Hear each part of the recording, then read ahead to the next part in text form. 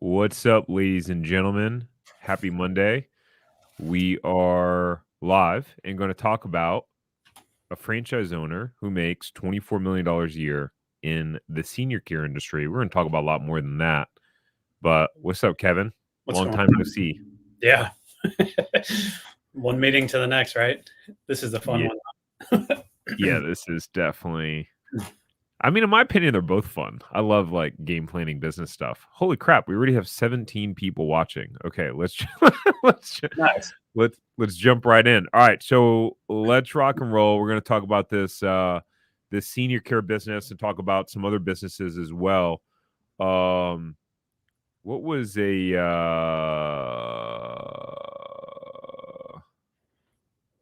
I feel like there was something that I was going to say here.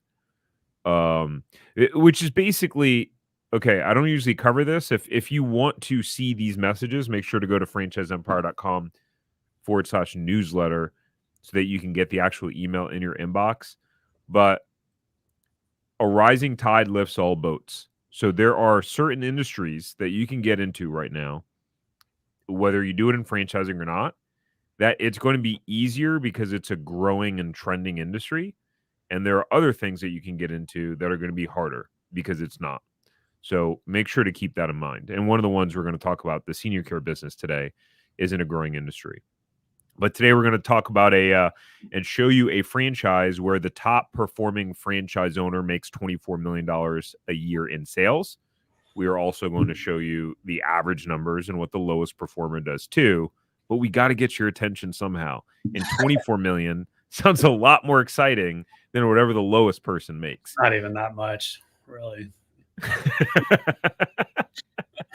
You mean not 240 million? Yeah. We're going to talk about a resale franchise for sale that has 824,000 in sales in 2023. We're going to talk about a specific franchise buyer's journey of finding the right franchise.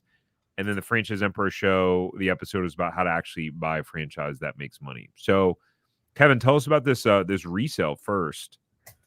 Yeah. So this one is Window Genie. I don't know if we've covered this or not on the newsletter before, but it is a neighborly brand. So they do window cleaning and power washing as a couple of their main service offerings. Sorry, I had to get something. That's all right. So they've been around since 1998, have about 113 units throughout the country. So in addition to window cleaning and pressure washing, they do window tinting. I think that's something you add on as you grow your business and can hire somebody that specializes in that. They also do gutter cleaning, holiday lighting services, and they serve both residential and commercial customers. So think of like almost like exterior maintenance on your home or office building or commercial property. So this one, the resales in Myrtle Beach, South Carolina. So this is a very touristy area, probably a lot of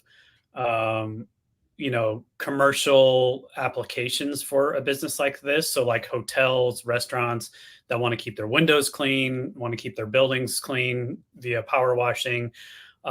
This is the type of business that would serve those type of customers. And then they also do residential stuff as well. So what's nice about this business, it is reoccurring revenue. So you have usually, either a monthly fee that they pay to have these services done, or maybe quarterly, depending on how often they need it. But this particular one, again, is a resale in Myrtle Beach. The asking price is $725,000.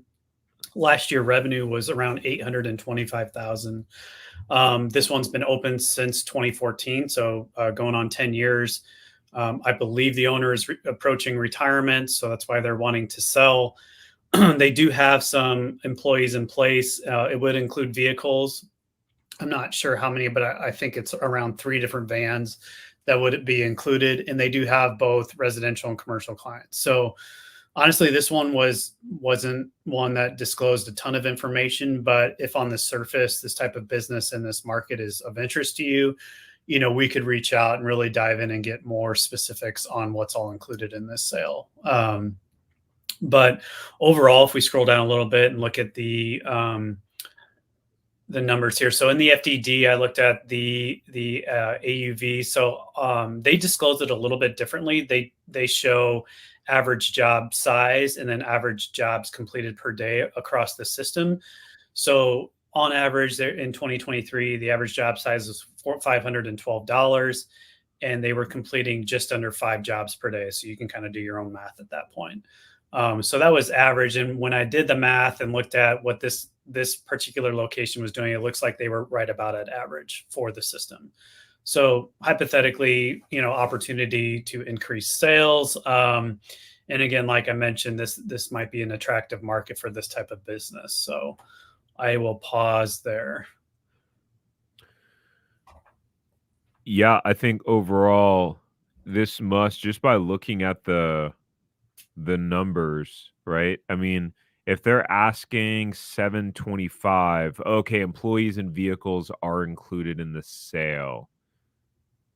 Got it. Okay, so the question would then be, like, I always try to do the, obviously, if you're, oh, okay, so number one, if you are in the Myrtle Beach area and you want to sign an NDA and get more information on the specifics of this resale, you can go to franchiseempire.com/resales, enter your info, be able to set up a free call with the team to be able to inquire about this. Or if you're just interested in franchise resales in general and you'd like to know and have us check what resales are available in your market, you can go to franchiseempire.com/resales.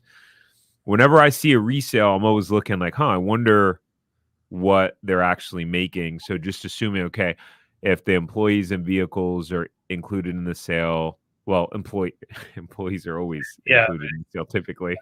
It's like, but the vehicles, I wonder how many, do you know how many vehicles there are or no? No, and that's why I said you really need more information on this one. It was kind of surface level, to be honest with you. So, I would want to know how they're calculating, obviously, the asking price and how much value they're assigning to those vehicles and how many, or if it's just strictly a multiplier of the seller discretionary earnings, which would be better, but you really have no way of knowing until you sign an NDA, and we can help look into all that for you. Yeah. Yeah, I would guess by the asking price that this business is probably doing pretty well. Yeah. Yeah. That's what I would guess. So, all right, ladies and gentlemen, we will move on to the next one. What is the ROAR? I'm not familiar with that term, Sean. ROAR. Return on something? I don't know. Drop it in the comments and let me know what that term is. All right, client case study. Boom. So I dropped this in here, Kevin, because they bought a similar type of business, or no, they bought the window tinting one. Yeah, What did you do? Fairly similar, but yeah, mostly different. Got it. Yeah. When you say when you say rate of return of what, we don't, Sean, we don't have the profitability numbers. A lot of these things are protected by confidentiality agreement. So I'm guessing in terms of rate of return, you're wanting to know what the profit is. We don't know. We don't have access to that information. You'd have to sign an NDA and then be introduced to the seller who could provide it. But it's a good question. Like, that's what everyone wants to know, right? When you're looking at, a potential resale overall. Yeah. I mean, to be fair, I think if it piques your interest enough to learn more about it, I'd say we approach the franchise together and we get an NDA, and the worst it's going to be is you sign an NDA and you learn about it. And if the math doesn't play out, then you just stop your due diligence. But I don't blame a lot of the sellers in many circumstances for not disclosing a lot of that, right away without signing an NDA. So yeah, I wouldn't either personally. Yeah, but I can go through this case study. So Maritza and Jose, we worked with them. So this is one where I was actually really proud that they stuck with it, because what happened is we did an initial round. We went through our process. We presented some options. They started talking with 3, and then I think they went down the path pretty far with one that they discovered there was a resale opportunity just from the due diligence. So we had introduced them. They had spoken with a franchise owner per our guidance that was in the area to do some validation. And then the owner was like, well, I'd be willing to sell. So anyways, that did not work out. We kind of helped them evaluate it. It didn't work out for a number of reasons. And I think you go through that process, you can feel a little bit discouraged, but they were open to going back to the drawing board. And we found a few other options for them, but they ended up settling on one called Coolview, which is a window tinting franchise. So they do window tinting for residential and commercial applications, but also like window graphics. Like you'll notice it all the time now, like strip malls, you see like window graphics or like wall graphics in businesses. Oh, they do that too. Yeah, they do all sorts of different types of graphics. So Oh, that's a huge opportunity there. yeah, I mean, there's a ton of like commercial applications for this. So, they ended up going through due diligence and realized it was a perfect fit for them. Very low investment range. I think all in investment, you're around $75,000. And I've actually been impressed with Coolview. They got back from training, and Coolview had from like national relationships a job lined up for them right away, which is pretty cool. So, yeah, that was Maritza and Jose. Really excited for them to get started in that. It was just fairly recent. They did this. Yeah, for sure.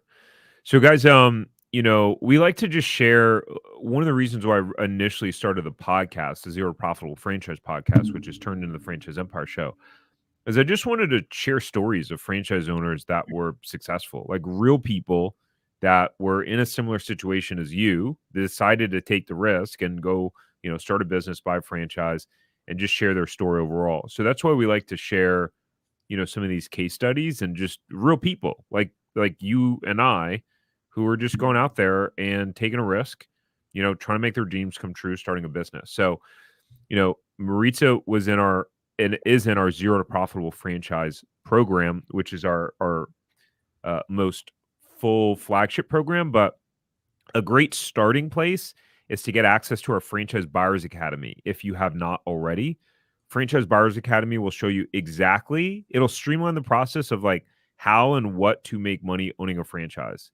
Like, how do you really narrow it down? Kind of what are the options out there and what you should be focusing on and how to reduce your risk in the process.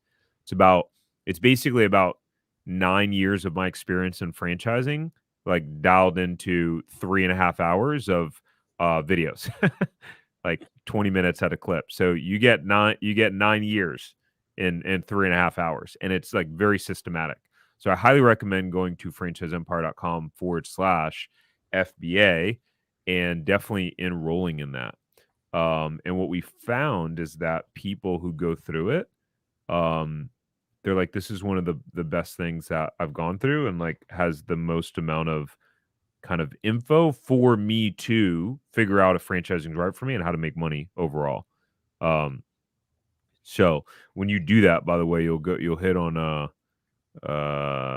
I was going to show you the website, but it's too complicated to move things around. Oh, I could do it right here. Let's see. franchiseempire.com/FBA. Boom. You're going to land on this site. Bada boom, bada bing. It's incredible. You get to access industry secrets on finding the right franchise, making the money you want, and massively reducing your risk in the process. There's so many crazy things in here too.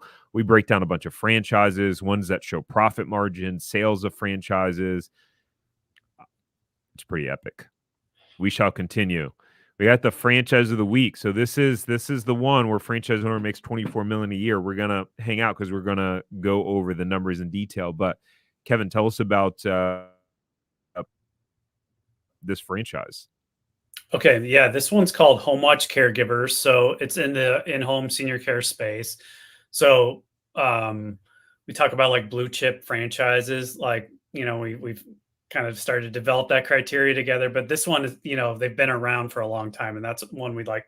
That's one of the criteria we like to see. So they've been around since 1980.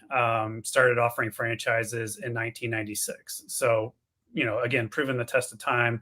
They have 213 franchise units throughout the country. Total investment range is right in line with other senior care franchises, between 90-ish thousand and 154. So Royalty fee 5%. That's very reasonable. National marketing fee starts high. I mean, starts normal and then slides down. Were you going to say something? No. Oh, okay. um, and so, yeah, this is pretty typical setup. But when you look at Home Watch Caregivers, they do both medical and non-medical services. So most of the time, like unless you have like a nursing background or some sort of existing license, you would just start with non-medical, which is like more companion care. Build a team of companion care workers, and then as you grow your business, you can add in the medical side of things, which is more, you're hiring licensed nurses to do the work and go in home with your customers. So this one, we've had a lot of interest lately in senior care franchises, and I would say this is one we definitely usually check for availability when when our clients do express interest in this category. It is a really good franchise. It's a scalable business. These businesses do take a little while and to get ramped up, and it can be a grind at the start, but man, you can build it into a nice business, as you can see from the top earner in this network. So we want to dive into the data a little bit more here. Let's see if I can read that. So as Tarek was mentioning, the top earner was doing 24 million and they're 4+ years. And I'd be curious to know how many territories that person has, but regardless, 24 million is insane. So let's look at the average. So 1 to 2 years in business. I like when franchises break this down. So 1 to 2 years in business, their average gross sales were 328,000. 2 to 3 years jumps up to 456. And then you see the big jump in year 3. So 1.1 million. So like I said before, if you can like sustain that slower level of ramp up period, by year 3, you can have a really nice business, and you can build upon that. It's reoccurring revenue. These are very attractive businesses for people to buy, if you build these up. So good potential exit plan for these. But yeah, Home Watch Caregivers, it's a good brand. It's part of a bigger umbrella company that has multiple franchises underneath it. Yeah, I'll pause there. Yeah, sweet. And Kevin, I think we might have a lag again, by the way, because when I finished before, there was like a delay. So I'm not sure if there might be, as a heads up. Yeah. So okay. So to me, okay. So we can see the numbers. Kevin pointed out the numbers, right? 1 to 2 years in business, 328 grand average sales, 456, 2 to 3, and then 1.1 million, 3 to 4. Here's what I want to point out, right? Is that what I tell people all the time is that if you can go in, most people go in. There's a phrase that Tony Robbins says that most people overestimate what they can accomplish in 1 year and underestimate what they can accomplish in 5 or 10. And so, a lot of times we may have conversations with people. They're like, yeah, I want to replace my income year 1, or I want to make a 100 grand in profit year 1. And it's like, okay, well, one, it's possible, probably unlikely, right? Year 1, unless you stay super lean, you buy something that has incredible market demand, the business already, so you skirt the learning curve, and you go balls to the wall. and you keep your labor costs super low, and you're kind of pretty much like working 60 hours a week, possibly, right? Like there are people that have certainly done it, but it's like if you can have a year 3 to 5 mindset in your business and not have this instant gratification, pretty much many of the businesses that we show, because we try to bring you ones where it shows franchisees that have a like proven sales records at least. Most of these businesses you can crush it. So I just want to plant the seed with you. This is what had me 9 years in 9 different failed businesses, because I kept jumping from damn thing to damn thing because I wasn't seeing results quick enough. I was getting impatient. And the most successful business owners, they just keep pushing through those initial points to when they have the momentum. And that there's no clear like stat that I've seen recently that shows it as dramatic as like more than 2xing average sales from years 2 to 3 to 3 to 4. I mean, that is just a really significant stat. So I really just want to plant that, plant that seed with you, and the fact that someone's making $24 million a year. Well, no, I was going to say something. No shiznit that it's, that they're 4 years plus. It takes time to build up that type of business, guys. It takes time to build up that kind of business. And yes, to Kevin's point, wonder how many territories that they own. I'm guessing it's not just one. But like, this is cool to be able to see these sort of numbers overall. And even the median here at years 3 to 4 at 1.3 million is pretty cool. And then it goes lower here in the 4-year group, but I'm sure this 24 million one is weighing it down for sure in terms of the median, because you're just taking the number in the middle in that case. But obviously it shows a proven track record here. I didn't even wind up looking at this table previously, Kevin, but do you have an analysis of it? I do not, to be honest with you. It's okay. I mean, I think that's a really good point. And it's like, this industry is only going to continue to be in high demand. Like every client we have that goes through validation, when they talk to owners, the owners will say like, the demand is there. It's not about the demand. It's about like, can you get enough caregivers and keep them happy and build a culture and like keep them around? Like, that's what this business is about. And I almost like there is that barrier to entry, because a lot of people cannot go 1 to 2 years and maybe not pay themselves what they have been in, a corporate job or something. But if you can do that and be patient and grind and then sustain it, by year 3 and beyond, you can have a really, really good business. Yeah, and that's proven here. I'm just looking at the table as you're talking. Thanks for buying me some time, Kevin. Yeah. But you can see that you got okay, it's showing mature franchisees. I don't know how they defined mature. Like, we only grabbed the snippets of that, but regardless of that, there are 32 franchisees doing greater than $2 million in sales. And that represents about 90 territories. So they each have about 3 territories, right? Which is pretty interesting. So that's showing you that if they're doing greater than 2 million, let's assume about the lowest at 2.1, that's most easily divided by 3. That means that each territory theoretically could be averaging 700K in sales or about, right? And so it just shows, when you see numbers like this, you go, okay, the opportunity is there. It's been proven. At this point, it's like, okay, number one, how do I become one of those top earners? We know number one already, just time. Just like, if you're there for 4 years, you have a high likelihood of producing the average if you're there 4 years. So just be there for 4 years, right? Number one.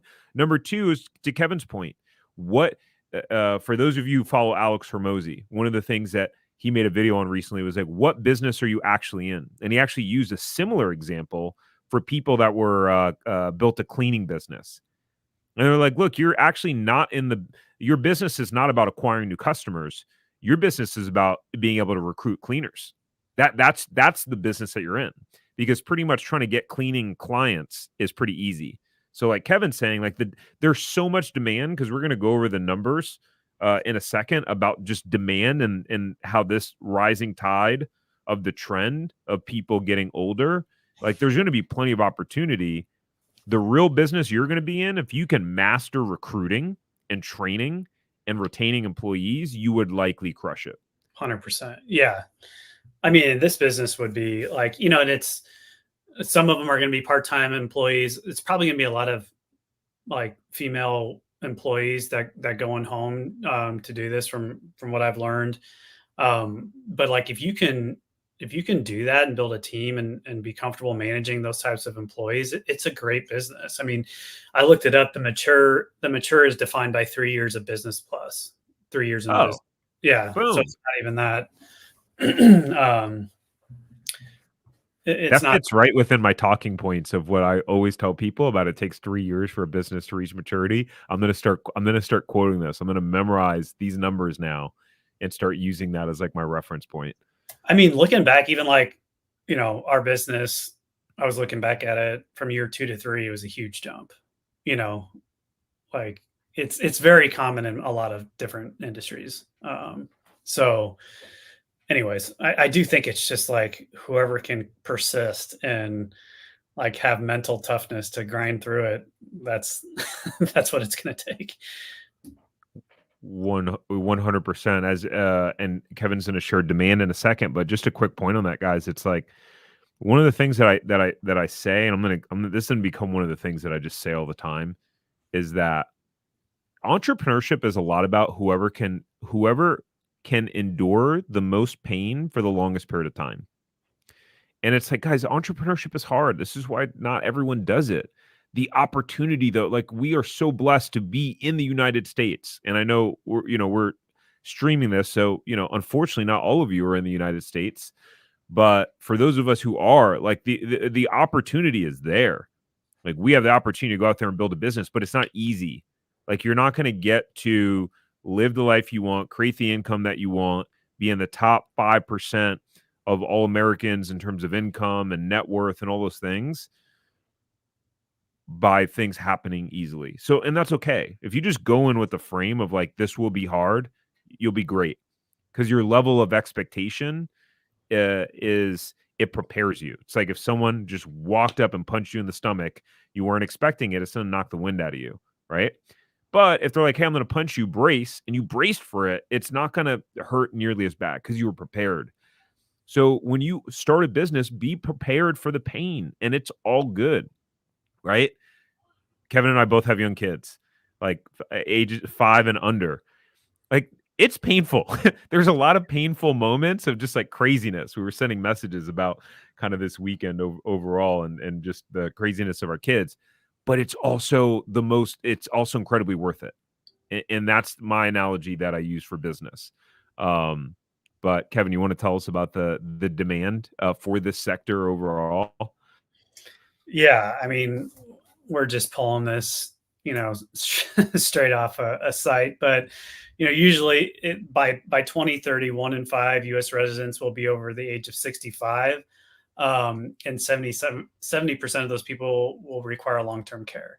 So it's just going to continue to grow. Like the demand's already there, and the supply doesn't appear to be there already, and that's only going to continue to increase. And I do feel like everyone wants to stay and feel independent as long as they can and stay in their home as long as they can. So it really is like providing a meaningful service. And I think if you are of that mindset and you can, like, it's all about mindset and the culture you set, and that is going to trickle down to your employees, and that's going to trickle down to your customers and the service you provide.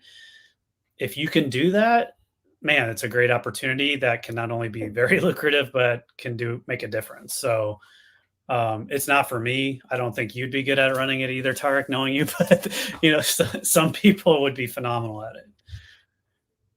Yeah. And that's why it's important, guys, to really and so, if you're interested in this franchise, you want to see if it's available, you want to see if any other senior care ones are available, or you just want to know, hey, what franchises are available in my area, go to franchiseempire.com/check territory, enter your info so you can set up a free call with the team.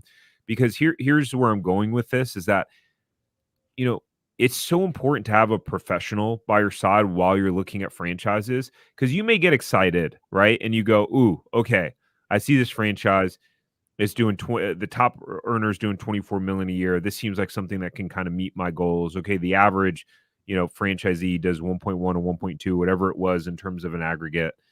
And you go, I want to pursue this. The conversation that we need to have with you is like, you may suck at this business because of your wiring. So as an example, if you're someone that really, really, you have a supporter personality, connector personality, you're probably going to do great in this business overall. That's not me. That's not Kevin. Like we're all about results. We're all about bottom line, hard charging, hard asses, OCD.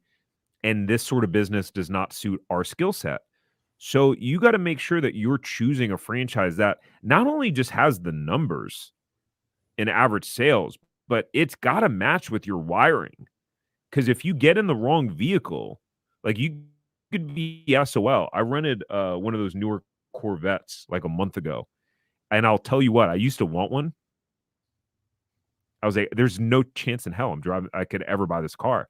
I was grunting trying to get in and out of the car. I don't know how people do it. And I mean, I'm 36 years old. I'm in pretty decent shape. I don't know how people get in and out of that thing. It's so damn low. So I was like, oh, this is the wrong vehicle for me. And so some people get excited about the red shiny Corvette, aka the business, not realizing that, oh, the vehicle actually doesn't work for me, right? So when we show you these franchises, don't go like reaching out to them on our own. That's the business that we're in, right? So we want to provide this to you, and then you guys reach out to us and we can, help make that intro or even see if it's the right fit.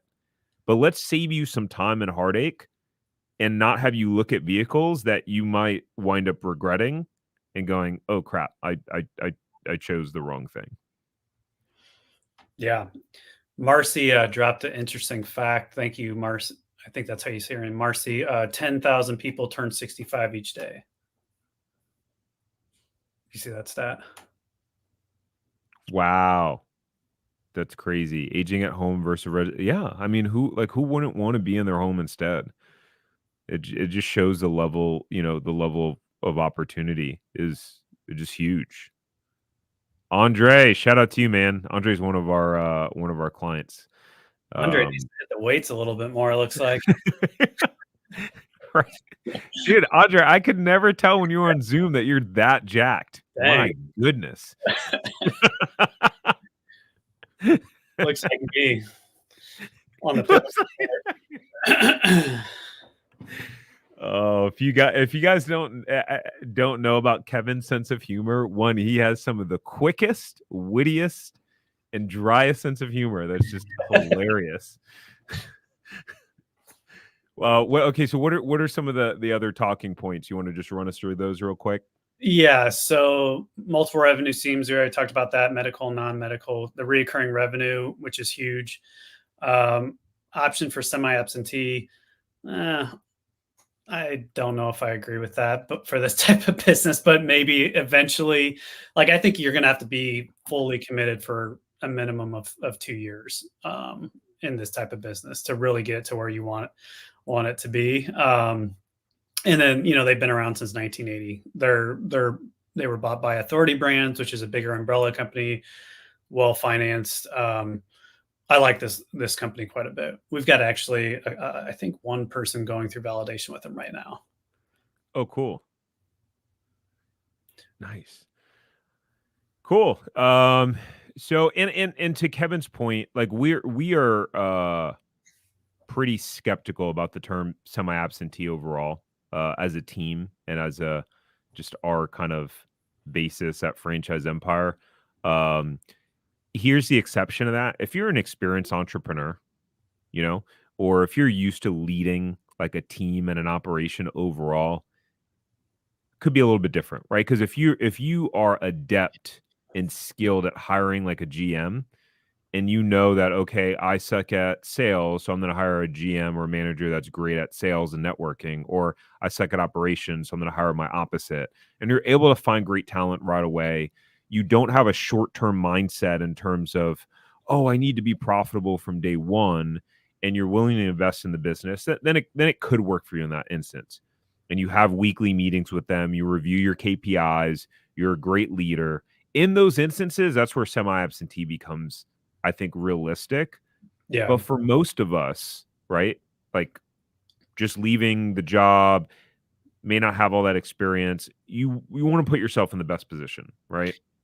Yeah, I think you're more like against that, and not against, I don't know what the right word is, but than I am. But I feel like, especially for this type of business where it's so much about building the culture and retaining people, like you can't really rely on somebody else to do that, in this type, like it's so important for this. But like if it's like a home services business where it's more technical in nature, and it's not so much about like building a huge team, and you could get the right operations manager in the day-to-day, and you can afford to pay that person and keep your job, then I think it's doable. But for senior care, I don't know, I think it'd be challenging. Yeah, I concur. All right, guys, if you want to check on this one or any other franchises, you go to franchiseempire.com/check territory to see what is available. Let's see. So last but not least, so the Franchise Empire show. This was actually a live stream that we repurposed as a podcast episode. If you haven't seen this, this is one that you definitely have to watch.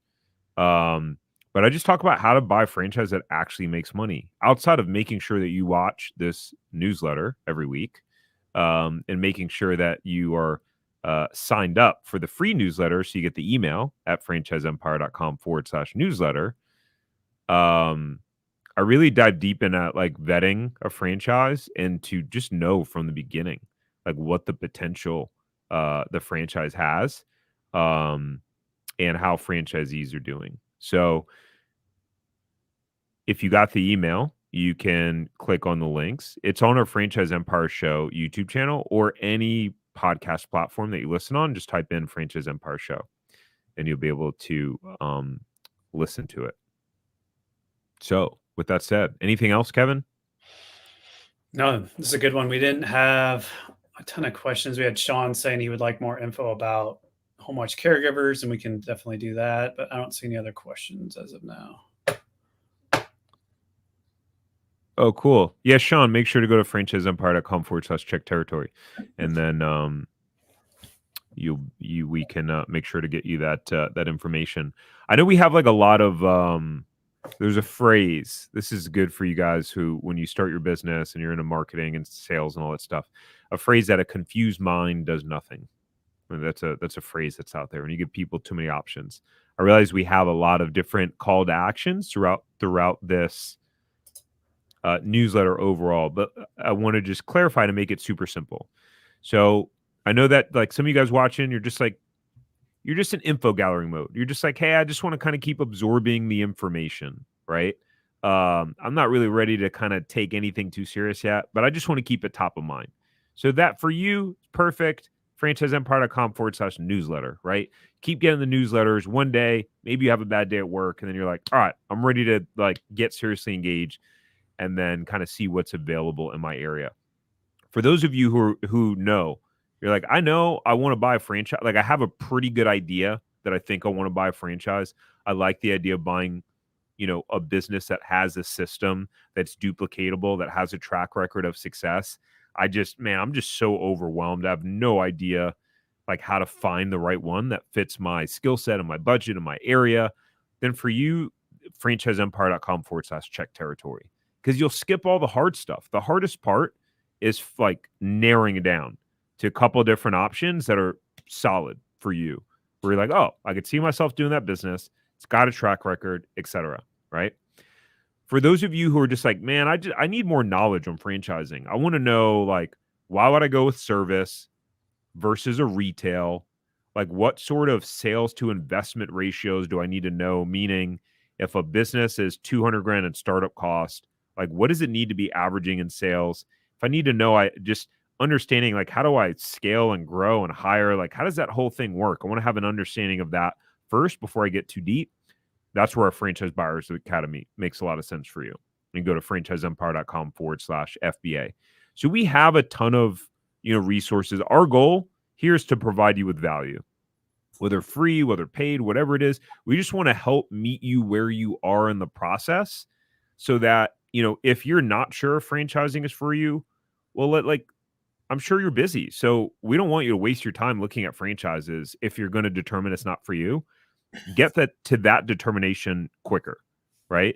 And if you're going to wind up choosing the right franchise, hopefully you do, you want to do that sooner than later, right? Because what could happen is you go, Kevin, I've been watching you guys on the newsletter, for the live streams for 6 months, and I'm really interested in this franchise. And then turns out it's like, sorry, man, someone took the territory like a couple months ago. It's not available anymore. So like